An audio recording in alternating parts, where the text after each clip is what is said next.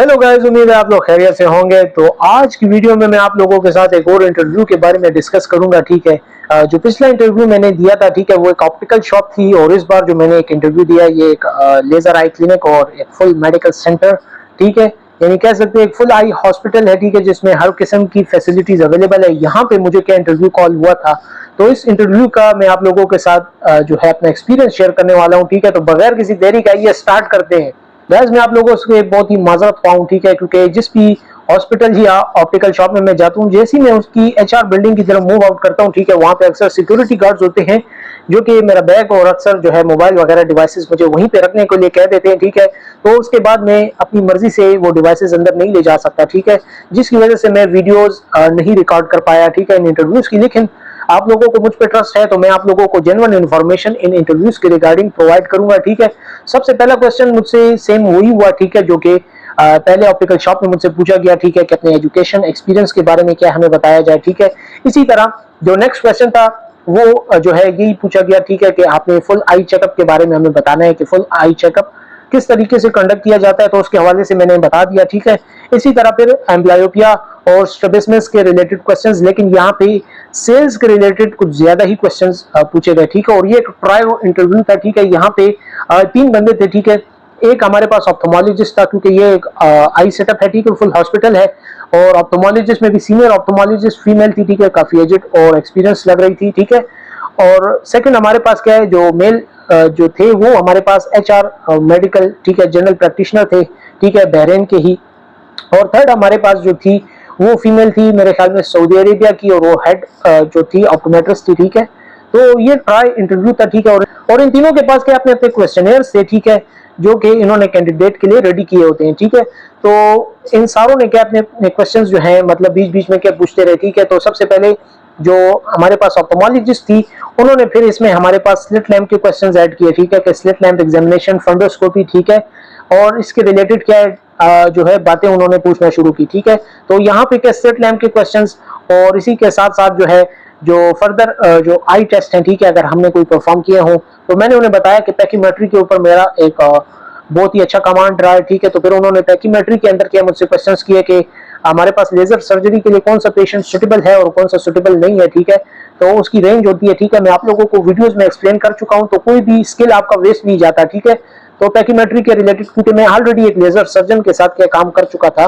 तो उसके रिलेटेड मैंने क्या उन्हें सारा क्या गाइड कर दिया। ठीक है, और इसी के बाद क्या फिर जब ऑप्टोमेट्रिस्ट की तरफ बात आई, तो ऑप्टोमेट्रिस्ट ने काइंड ऑफ बड़े ही जनरल और ट्रिकी क्वेश्चंस क्या मुझसे पूछे। जैसे कि एक क्वेश्चन उनका ये था कि क्या एक रियल सिचुएशन उन्होंने मुझे दी कि अगर एक पेशेंट है वो आपकी जो प्रिस्क्रिप्शन है उससे अगर डिसएग्री कर रहा है तो आपने क्या करना है। ठीक है, तो kind of very tricky question है, इसका कोई मैं फिक्स आंसर क्या नहीं बता सकता। ठीक है, सिचुएशन टू सिचुएशन वेरी करेगा। ठीक है, हर डिफरेंट पर्सन के लिए। मैंने उन्हें ये बताया कि अगर एक पेशेंट डिसएग्री कर रहा है तो हमने उसका रीचेकअप कर लेना है। ठीक है, और फिर भी हम अगर कोई प्रिस्क्रिप्शन में क्या डिफरेंस आ रहा है, ठीक है, तो हमने उनको क्या फर्दर क्या प्रिस्क्राइब कर देना है। और इसके बाद भी अगर क्या वो पेशेंट डिसएग्री कर रहा है, जिस तरह के कुछ मेलिग्रेंट पेशेंट या साइकोटिक पेशेंट्स हो सकते हैं, ठीक है, तो हम उन्हें क्या फर्दर रेफर कर देंगे ऑप्थोमोलॉजिस्ट की तरफ। और हमारी कोशिश फिर भी यही होगी कि वो हमारे अलावा जो है फर्दर किसी के क्लिनिक की तरफ ना जाए, क्योंकि उससे वो कस्टमर हमारे हाथ से निकल जाएगा और हमेशा के लिए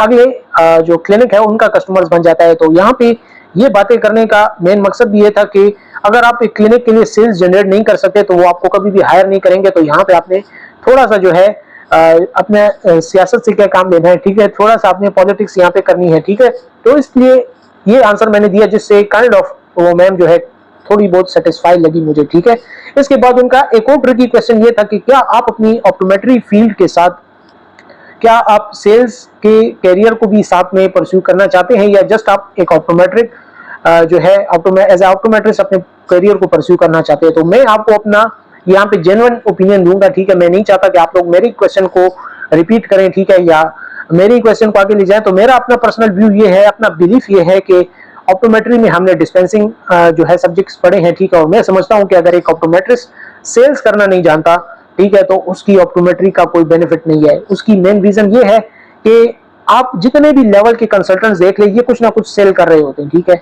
अगर एक ऑप्थोमोलॉजिस्ट है तो वो सर्जरीज की तरफ क्या पेशेंट को रेफर करेगा। ठीक है, अगर वो पेशेंट के सुटेबल है। इसी तरह ऑप्टोमेट्रिस्ट का काम ये होता है कि अगर एक पेशेंट है उसमें रिफ्रैक्टिव एरर है तो हमारा काम है कि उस पेशेंट को हम अपनी सेल्स की तरफ रेफर करें। ठीक है, इसमें हमारा बेनिफिट जरूर है, लेकिन पेशेंट का भी इसमें क्या काफी ज्यादा बेनिफिट होता है। ठीक है, कि ग्लासेस पहनने से उनकी विजन क्या रिकवर हो सकती है। ठीक है, तो इन चीजों को क्या मैंने यही बातें करते हुए कि अगर क्या I believe that if an optometrist can do the sales, because I believe that the sales is one of the most important aspect for the optometrist. तो ये मेरा आंसर था उन्हें, जिससे वो काफी ज्यादा सेटिस्फाइड थी। उसके बाद जो एचआर थे, ठीक है, जो वहाँ के जीपी थे, ठीक है, एचआर भी थे और हमारे पास क्या मेडिकल वो भी थे, प्रोफेशनल भी थे, उनके क्वेश्चंस बहुत ही ज्यादा सेल्स कंसर्न थे। ठीक है, उन्होंने पहला क्वेश्चन ही मुझसे सेल्स के अकॉर्डिंग पूछा कि आपने कौन से प्रिस्क्राइब लेंसेज जो है आपने पहले ब्रांड्स में डील किया है। ठीक है, तो मैंने जायस में डील किया है। ठीक है, इसके अलावा होया और कोडैक के लेंसेज मैंने डील किए हैं। ठीक है, तो उसके बाद उन्होंने मुझसे इसी के अंदर रहते हुए, ठीक है, जायस के कुछ स्पेक्स आप मुझे बता दें जो कि आप पेशेंट को क्या इस बात के लिए क्या इंसिस्ट कर सकते हैं कि क्या आप इस पे किस तरीके से ये लेंसेज सेल करेंगे। तो मैंने जायस की कुछ क्वालिटीज बता दी कि इसके अंदर जो ब्लू कोटिंग्स है, ठीक है, वो काइंड ऑफ वेरी ओरिजिनल है। ठीक है, इसके अलावा स्फेरिक इसमें क्या है प्रॉपर्टीज हैं। ठीक है, साथ में हाई इंडेक्स लेंसेज हैं। तो ये कुछ क्वालिटीज हैं, ठीक है, जो कि मैंने लेंसेज की बताई। इसके अलावा फर्दर जो इसकी कोटिंग्स है उनके बारे में आप बता सकते हैं। ठीक है, मैंने यहीं तक बताया जिससे वो कन्विंस हो गए। इसके बाद उन्होंने मुझसे पूछा कि प्रोग्रेसिव लेंसेज क्या मैंने प्रेस्क्राइब किया, तो यस मैंने प्रेस्क्राइब किए हैं। तो उसके उन्होंने मुझसे जो है डिसएडवांटेजेस कॉन्स पूछे। ठीक है, कि इसकी क्या क्या कॉन्स है। तो हमारे पास क्या है, जब पेरिफेरल एरियाज में हमारे पास थोड़ी बहुत डिस्टॉर्शन होती है और एक हमारे पास इसमें स्विमिंग इफेक्ट होता है जब हम एक जोन से दूसरे जोन की तरफ क्या है जब हम देख रहे होते हैं। ठीक है, और इसमें रीडिंग एरिया भी हमारे पास जो है नियर विजन का वो काफी लिमिटेड होता है। तो ये कुछ कॉन्स है, ठीक है, प्रोग्रेसिव के। तो फिर उन्होंने उनका नेक्स्ट क्वेश्चन भी क्या है, इनके क्वेश्चंस बहुत ज्यादा थे। ठीक है, हालांकि ये एचआर थे, बाकी ऑप्टोमोलॉजिस्ट और ऑप्टोमेट्रिस्ट इतने क्वेश्चनर्स को फॉलो नहीं कर रहे थे जितना ये फॉलो कर रहे थे। तो इनके क्वेश्चंस बहुत ज्यादा हार्ड हिटिंग थे। ठीक है, लेकिन काफी कंसर्न थे। ठीक है, ये अपने क्लिनिक की सेल्स के रिलेटेड, तो इसलिए इनके क्वेश्चंस बनते भी थे। इनका नेक्स्ट क्वेश्चन भी इसी रिलेटेड था कि अगर एक पेशेंट है, ठीक है, उसे क्या नियर विजन और डिस्टेंस विजन बहुत रिक्वायर्ड है, तो आपकी क्या प्रेफरेंस होगी कि हम इस पे क्या बाइफोकल सेल करें, ठीक है, डिस्टेंस विजन, नियर विजन के सेपरेट लेंसेज या प्रोग्रेसिव। तो मैंने उनको कहा कि हम पेशेंट की डिमांड को देखते हुए क्या इसको जो है सॉर्ट आउट कर सकते हैं। ठीक है, अगर पेशेंट क्या कंफर्टेबल नहीं है, ठीक है, अगर वो फर्स्ट टाइम वेयरर है तो हम उसको बाइफोकल्स या प्रोग्रेसिव नहीं दे सकते। ठीक है, अगर वो हमारे पास कैजुअल वेयरर है, ठीक है, अगर एक्सपेंस भी करना चाह रहा है, ठीक है, तो हम उसको प्रोग्रेसिव की तरफ क्या फोर्स करेंगे इंस्टेड ऑफ बाइफोकल्स, क्योंकि यहाँ पे हमारे मार्जिन ज्यादा बनेंगे, जिससे वो काफी ज्यादा खुश भी हुए। ठीक है, इस बात से। तो ये कुछ सेल्स एस्पेक्ट्स हैं, ठीक है, जो कि आप लोगों को पता होने चाहिए। ठीक है, लेकिन पता तभी होंगे जब आपने इस तरह की सेल्स रिलेटेड वर्क किया होगा। ठीक है, फिर ब्रांड्स का उन्होंने पूछा कि कौन से ब्रांड्स के फ्रेम्स आप सेल कर चुके हैं। ठीक है, और उन्होंने फिर मुझसे एक प्रैक्टिकल डिमॉन्स्ट्रेशन, उनकी पॉकेट में एक फ्रेम था, उन्होंने मेरे सामने निकाला। काफी एक यूनिक इंटरव्यू था, इसलिए मैं आप लोगों के साथ ये शेयर कर रहा हूँ। उन्होंने कहा कि इस फ्रेम की स्पेक्स आप क्या मुझे थोड़ी सी बता दे। तो स्पेक्स रिलेटेड क्या मैं काफी ज्यादा इसमें एक्सपर्ट हो चुका था। तो वो फ्रेम एक टीआर फ्रेम था, फ्लेक्सिबल था।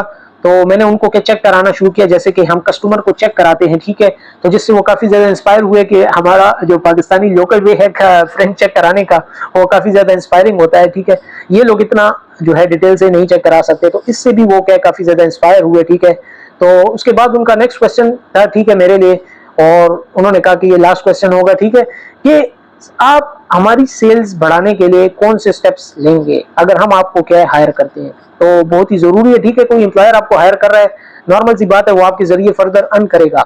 तो मैंने उनको आंसर ये था कि अगर कोई पेशेंट आ जाता है हमारे पास, ठीक है, तो चेकअप के बाद क्या है मेरी कोशिश ये होगी कि हम उनको क्या 2-3 फ्रेम्स एट अ टाइम क्या सेल कर दें। और उसकी रीजन ये है कि इसमें उनका भी बेनिफिट है कि अगर एक फ्रेम उनका ब्रेक हो जाए, ठीक है, किसी भी वजह से, ठीक है, उनके पास क्या सेकंड फ्रेम होना चाहिए। और इसके अलावा क्या अगर ब्रेक नहीं भी होता तो हमारे पास ऑफिस वेयर के लिए क्या है एक सेपरेट फ्रेम, और इसी तरह कैजुअल वेयर के लिए सेपरेट फ्रेम होना चाहिए। इसी तरह के हम स्पेशल इवेंट्स के लिए कॉन्टैक्ट लेंसेज भी साथ में प्रिस्क्राइब कर सकते हैं। तो ये बातें इसलिए क्या मैंने की कि ये बातें पेशेंट के लिए भी क्या बेनिफिशियल होती हैं। ठीक है, और साथ में हमारे लिए भी क्या है बेनिफिशियल होती हैं। तो इससे क्या वो काफी ज्यादा कन्विंस थे। इसके अलावा उन्होंने पूछा कि अगर आपको एक ऑप्शन दिया जाए कि आपने अगर कॉन्टैक्ट लेंस सेल करना है या अगर आपने फ्रेम सेल करना है, तो आप क्या सेल करेंगे। तो मैंने उनको कहा कि मेरी प्रेफरेंस क्या है फ्रेम सेल करने की, क्योंकि यहाँ पे मार्जिन भी ज्यादा है। सेकंड, फ्रेम्स उनके क्या डैमेज होंगे, रिपेयर के लिए क्या वो बार बार क्या आएंगे, यहाँ पे हमारे मार्जिन ज्यादा बनेंगे। कॉन्टैक्ट लेंसेज में ऐसा नहीं होता। ठीक है, once they buy contact lens it's finish, ठीक है, खलास। तो तो इस बात से भी वो काफी ज्यादा कन्विंस रहे। उनकी भी प्रेफरेंस यही होती है कि हम फ्रेम्स क्या ज्यादा से ज्यादा सेल करें। अगर आप किसी ऑप्टिकल शॉप में जाएं तो आप देखिएगा कि वहां पे कॉन्टैक्ट लेंसेज का जो पोर्शन है वो बहुत ही स्मॉल होगा, ठीक है, और आपके पास जो स्पेक्टिकल्स का पोर्शन है वो काफी ज्यादा लार्ज होता है। इसकी मेन रीजन ये है कि वहां पे हमारे पास मार्जिन भी ज्यादा बने होते हैं, ठीक है। ये सारी बातें मैं आप लोगों को पुरानी वीडियोस में बता चुका हूं, ठीक है। तो यही सारी स्किल्स की बातें होती हैं जो कि अब प्रैक्टिकल फील्ड में आप लोगों के काम आएंगी। बातें हुई उसके बाद क्या फिर उन्होंने सैलरी एक्सपेक्टेशन वगैरह का पूछा, ठीक है। तो मेरी कोई खास एक्सपेक्टेशन इसलिए नहीं है क्योंकि मैं यहाँ पे फ्रेशर हूँ, ठीक है। तो मैं नेगोशिएशन की पोजीशन में नहीं हूँ इस वक्त, ठीक है, इनके साथ सैलरी की। तो मैंने कहा जो भी आप लोगों को कंफर्टेबल क्या पैकेज लगे आप लोग क्या मुझे दे सकते हैं, लेकिन मेरा सजेशन ये है कि आप मुझे एज अ सेल्समैन हायर कर ले, और जैसे ही मेरा क्या डेटा फ्लो कंप्लीट होता है, ठीक है, उसके बाद एनएचआरए क्लियर होता है, तब मुझे आप ऑप्टोमेट्रिस्ट की पोस्ट पे आप अपग्रेड कर दीजिएगा। लेकिन यहाँ पे भी काइंड ऑफ ये प्रॉब्लम आई है आई गेस, ठीक है। उन्होंने मुझे कहा कि वी विल कॉल यू, ठीक है, लेटर। तो अब देखते हैं कि क्या होता है, ठीक है। कॉल उनकी तरफ से जब मौसूल होगी तब मैं आप लोगों को जो है खुशखबरी दे दूंगा। अगर उन्होंने मुझे एज अ सेल्स जो है हायर कर दिया, ठीक है, मैंने उनको कहा कि I will be performing the optometrist duty side by side but of the record, ठीक है। तो ऑफ द रिकॉर्ड के मैं ऑप्टोमेट्रिस्ट की ड्यूटीज भी परफॉर्म कर सकता हूं, लेकिन अभी के लिए क्या मुझे जॉब नीड है, ठीक है। तो अगर आप लोग क्या मुझे एज अ सेल्स हायर कर लें, तो मैंने अपनी बात उनके सामने रख दी, बाकी उनकी मर्जी है, ठीक है। हो सकता है अगर उन्हें ऑप्टोमेट्रिस्ट मिल जाए, ठीक है, जिनका डेटा फ्लो भी कंप्लीट हो और जो है जिसका एनएचआरए के प्रोसेस के भी वो करीब आ चुका हो, तो लाजमी बात है वो उसको प्रेफर करेंगे। लेकिन मैंने आपको बताया कि यहाँ पे ऑप्टोमेट्रिस्ट की डिमांड बहुत ज्यादा है, और इवन क्या वो उन्होंने फर्दर लोगों को भी इंटरव्यू के लिए कॉल किया होगा, लेकिन जब बाहर मैंने देखा वेटिंग रूम में कोई भी नहीं था, ठीक है। और इंटरव्यू के लिए इवन मैं हाफ आवर या कह सकते 1 आवर लेट गया, लेकिन फिर भी इवन वो मुझे कॉल कर रहे थे कि क्या आप आएंगे इंटरव्यू के लिए कि नहीं। तो ट्रैफिक की वजह से थोड़ा लेट हो गया था। तो इस तरह की सिचुएशन है यहाँ पे आप लोगों का कंपटीशन ना होने के बराबर है, स्पेशली ऑप्टोमेट्रिस्ट के लिए। लेकिन जो मेन बातें हैं मैं आपको बता चुका हूँ कि आप अपना डेटा फ्लो कंप्लीट करके हैं। सैलरीज यहाँ पे बाकी गल्फ रीजन के मुकाबले में कम है, ठीक है, लेकिन यहाँ पे कंपटीशन भी उस हिसाब से कम है, ठीक है। यहाँ पे आपकी इतनी बादशाही होगी, ठीक है, जितनी जॉब्स आप स्विच करना चाहें, ठीक है, आपके प्रमोशंस हो सकते हैं यहाँ पे, ठीक है। यहाँ पे आपकी अपनी जो है एक पोजीशन बन सकती है। अकोमोडेशन भी आपको प्रोवाइड करेंगे, ठीक है, फूड जस्ट आपका अपना होगा, और 350 सैलरी जो है मिनिमम, यही ऑप्टोमेट्रिस्ट की क्या बेस सैलरी होती है। फर्दर पैकेजेस के साथ 550 600 तक बन जाती है, ठीक है। तो फिर कुछ ऐसे ऑप्टोमेट्रिस्ट भी हैं, उनसे मेरी मुलाकात हुई तो वो यहाँ पे 1000 प्लस कमा रहे हैं, ठीक है। तो 1 ईयर 2 ईयर एक्सपीरियंस जब आपका इस मार्केट में हो जाए उसके बाद आप ये सैलरीज अर्न कर सकते हैं इजीली। तो उम्मीद है आप लोगों को इस इंटरव्यू के रिगार्डिंग क्या क्वेश्चंस जो है समझ आ गए होंगे। फिर भी इसमें आप लोगों का कोई डाउट हो, कोई क्वेरी हो, आप लोग मुझसे पूछ सकते हैं। तब तक के लिए मुझे दीजिए इजाजत और अपनी दुआओं में याद रखिए।